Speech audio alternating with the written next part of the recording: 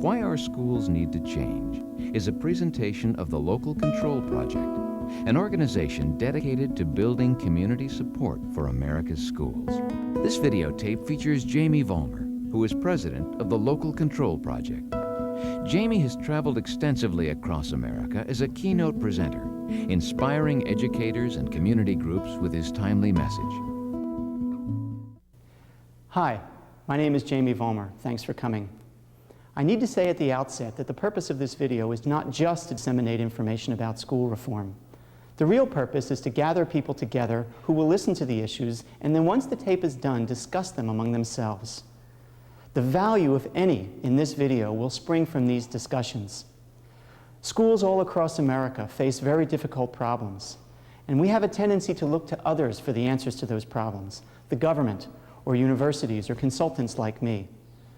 I maintain that the answers to these questions that all of our schools, and as a matter of fact, all of our communities face, don't lie outside of ourselves. The answers lie inside our own hearts and minds, and we must come together to find them together. Come on in. I got into this world of public education through the door of business and education partnerships. I was an original member of the Iowa Business and Education Roundtable. And I want to tell all the educators in the room in particular that I used to sound like many of your business people may sound today. I said things like, what's the matter with our schools? What's the matter with our educators? If I ran my business the way you people run your schools, boy, I wouldn't make any money at it. I admit it. I said all of those things. I did not understand the very real differences between the world of public education and private enterprise. Now, we don't have the time to go through my personal transformation and how I understood those differences. I will just say, as a shorthand way of communicating what I know now, that I believe in my heart that nobody in America has a right to criticize public education unless he or she has spent a warm Friday afternoon locked up with a room of 8th graders.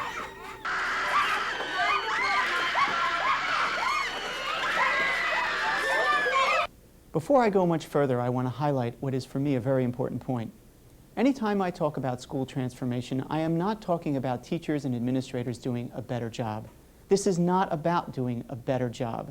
This is about doing a different job. Why?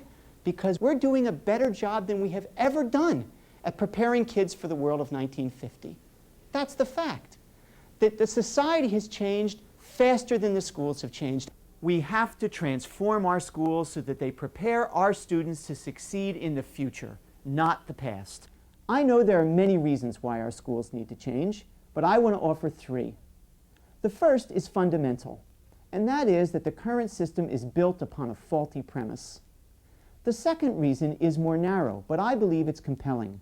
We must transform our schools if we are to maintain our ability to successfully compete in the global marketplace.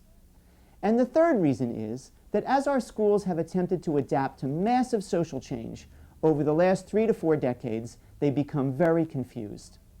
Regarding the faulty premise, the system of education we have today began to be built 100 years ago. In 1893, a group of Ivy League college presidents came together for the purpose of reshaping America's schools. They called themselves the Committee of 10. Gives me the willies just thinking about a group with a name like that. This group believed that a new system needed to be created to replace the loose network of small, locally controlled schools that were spread across America. Their basic premise was that the new system needed to be designed for the purpose of sorting young human beings according to their academic ability. Step by step, they built the system we have today. As a result, what we get year in and year out in every school district in America is a graduating class that looks like this. This is a chart from a typical American high school. It shows the breakdown of grade point averages of graduating seniors periodically sampled over a 25-year period. I guarantee you that your graduating seniors look just like this. And I'm willing to bet the farm that everybody in this room remembers exactly where you sat on this chart when you got out of school. Here are you A's, here are all you B's, up here are all you C's, one of the few places it's not lonely at the top, and here are all the people who just squeaked by with D's.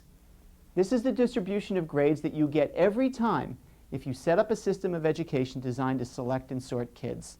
So, you may say, what's the problem? Where's the faulty premise? Aren't some people smarter than others? Yes, absolutely. As a matter of fact, in the general population, intelligence is distributed across a bell curve just like this. The problem, ladies and gentlemen, is so fundamental that we have a tendency to look past it and treat its symptoms. The problem is that the Committee of 10 and all of their followers were wrong. The purpose of education is not to select and sort human beings on any basis. It's not a race. The purpose of education is to help people learn what it is they will need to know in order to successfully assume the various roles of an American adult. We need a system that serves this purpose. This does not mean, as some have suggested, that everyone will emerge from high school the same. I happen to have the smartest and cutest second-grade boy in this country, and my child will always do better than your child. There will always be a variation in the quality of our graduates. But if we create a system of education where everyone clearly understands what the students are expected to learn, and where the schools are flexible enough to help virtually everyone graduate knowing what it is he or she will need to know to be a successful adult, then we will serve the true purpose of education, and in the process, we will eliminate the tremendous indignity and unfairness that a selecting and sorting system produces, and we will greatly diminish the huge variation in quality we see now, where a national merit scholar can graduate in the same class with the same diploma with a student who can hardly read. This brings me to my second reason for changing our schools. At this point in the conversation, a fair question would be, hey, if our system of education is so flawed and unfair, why'd we put up with it for almost 100 years? One answer is, from the perspective of the American economy, the system worked. We've never needed a lot of highly educated human beings in order to make the American economy go.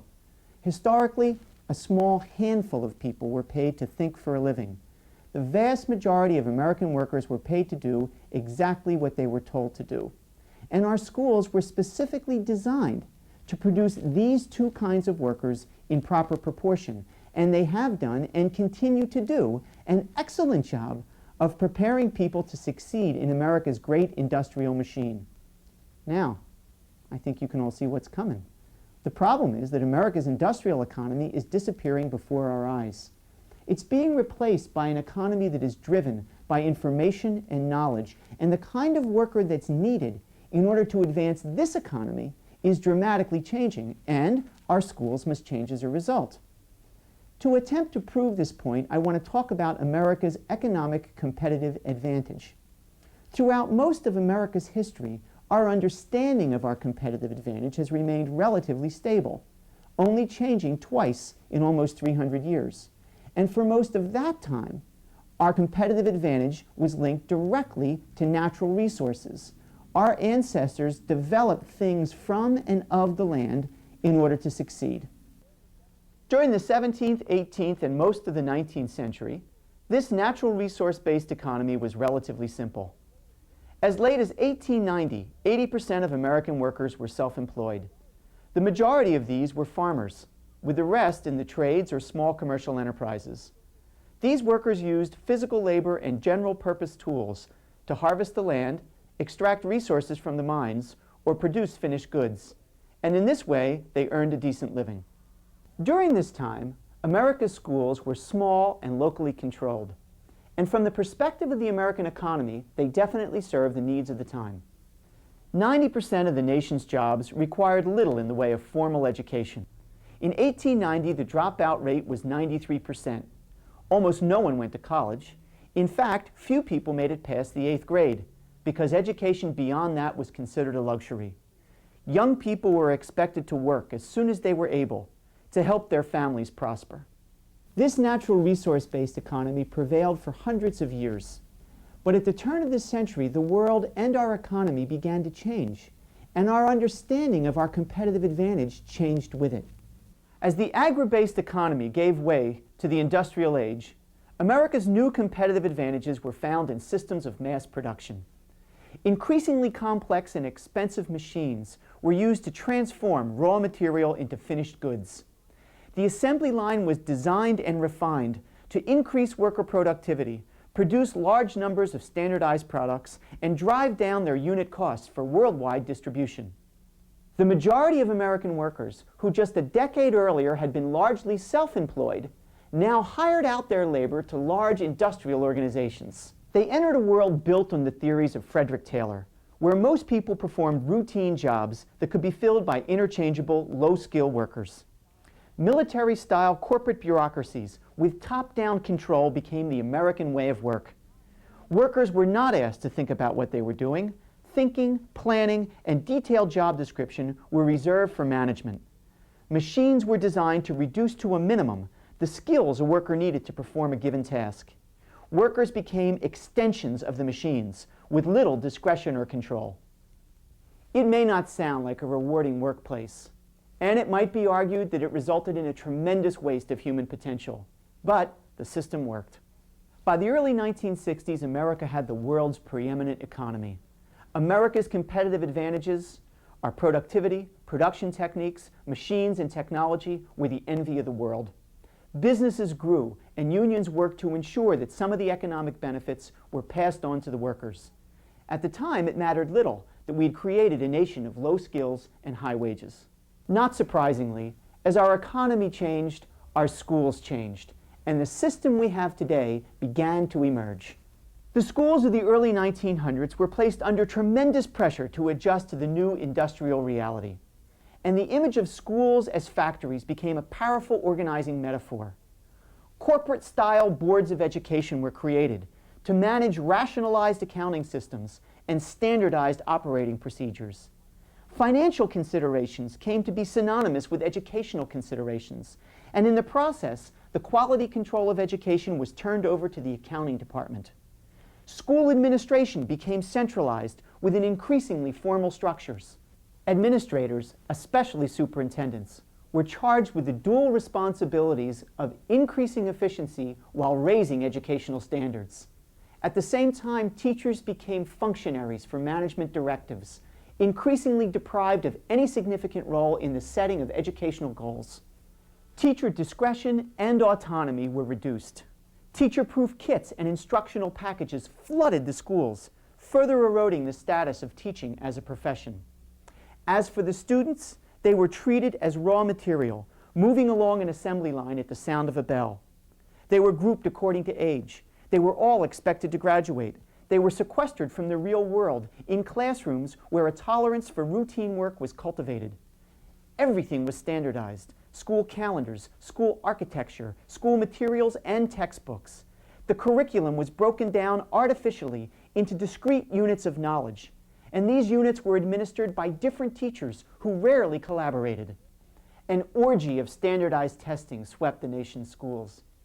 In the 1920s, the IQ test first appeared, and the possibility of measuring an individual's intelligence with a short, simple test captured the imagination of the American public. This test and others like it became powerful tools in the selecting and sorting process. And all throughout this century, schools refined their techniques of labeling students and channeling them into the two-tiered world of work. In short, what happened was the industrialization of education.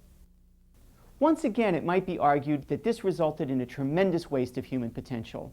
But the American economy was expanding and people got jobs that provided a decent living. Americans were, for the most part, satisfied with our system of education. At least they were up until the time that the economy began to change. Now, for only the second time in American history, and for the first time in our lifetime, our understanding of our competitive advantage has changed again. In the late 1800s, we moved from natural resources to technology. Today, our understanding of our competitive advantage has moved from technology to people.